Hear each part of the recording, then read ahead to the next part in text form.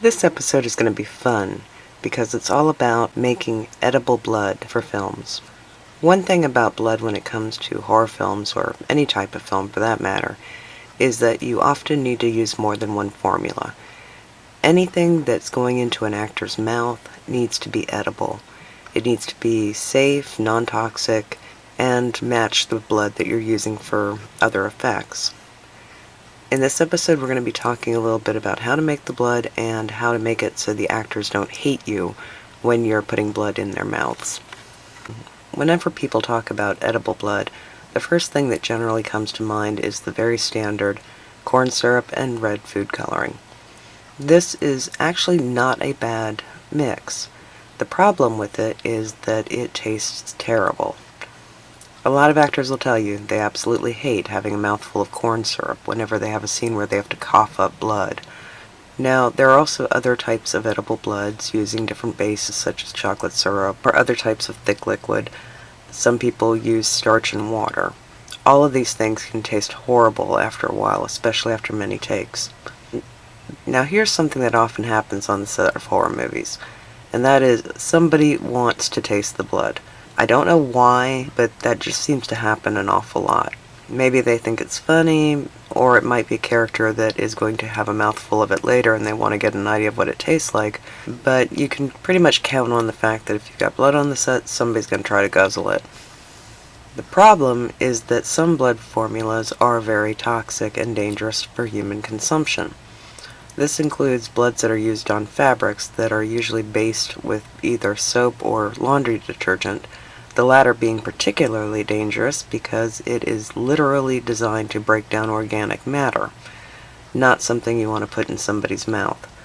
So, whenever you have bloods on set, make sure to clearly label any of the bottles that contain formulas that are dangerous to humans. Something I generally do is talk to anybody who's going to be dealing with blood in their mouths and ask them what their favorite candy flavor is. Candy flavors are generally fruits or herbs, and what I want to know is what everybody's preference is. You're going to have more than one. It's very rare that an entire group agrees on one flavor, but there's a solution for this.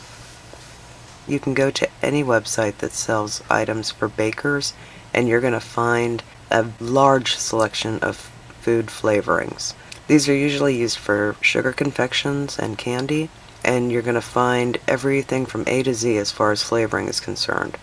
You can usually buy them in very small bottles at very little cost. Once you get them in, you just add them to your blood formulas. They are usually clear and don't affect the coloring of the blood, but a few drops in each bottle is usually all you need to flavor the blood and make it tasty for your actors.